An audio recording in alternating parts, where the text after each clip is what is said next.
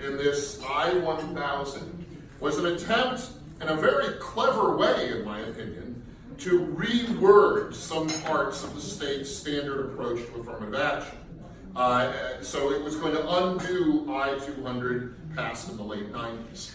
And what I-1000 does, the sort of genius of I-1000 is, in the course of redefining some legal terms in our statute, in our state law, particularly preferential treatment, the term preferential treatment in the law, and particularly the term protected class or protected category.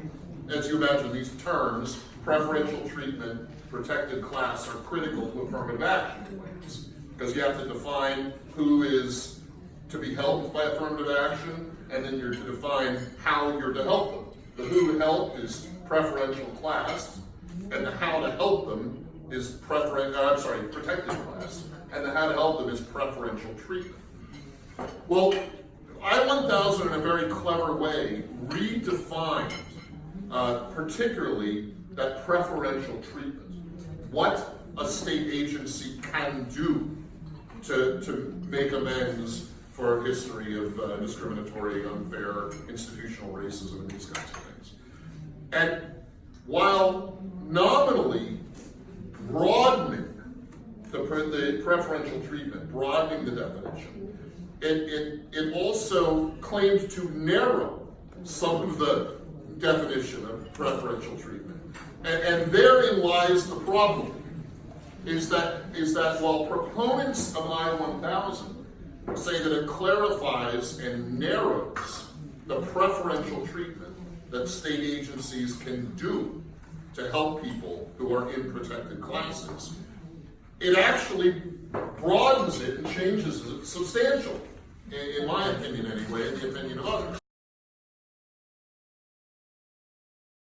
One of the things that happened in broadening this or narrowing it, depending on who you talk to, one of the problems that happened is our state used to have a rather clear process for helping military veterans. And military veterans did receive, even though we had a no hard affirmative action plan that's described by I-200, we did have a system for helping military veterans get hired by state agencies if they had a business contract, sign a contract with the state government, or be admitted to state universities. And in the course of this kind of clever rewording of how we're going to define that preferential treatment, we end up wiping out the veterans preference that we used to have in the state. That is a kind of affirmative action, and frankly, as structured, was kind of a hard quota. It gave a specific advantage to military veterans. So, and now proponents of I-1000 say, well, we made up for that in other ways. We included military veterans in a broader definition of protected class. So it's all right what happened. But if you talk to any veterans groups, they will tell you that was a bad trade.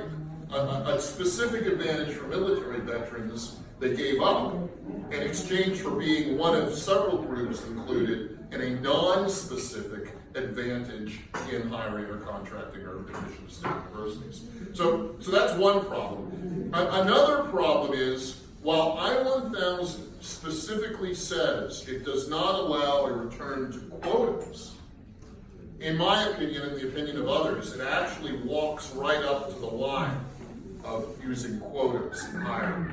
Because in redefining that preferential treatment, that is the things the state can do to help the people in the protected classes, I believe, while explicitly prohibiting quotas, I believe it sets in place a process for using quotas as preferential treatment, and with a small modification somewhere down the line, could flip quickly over to a hard quota system. And I think that supporters of I-1000 have a real hard time defending that, because I think it's right. It basically sets up a return to hard quotas while specifically prohibiting them in the language of the initiative. So I've been opposed to I-1000 from the start.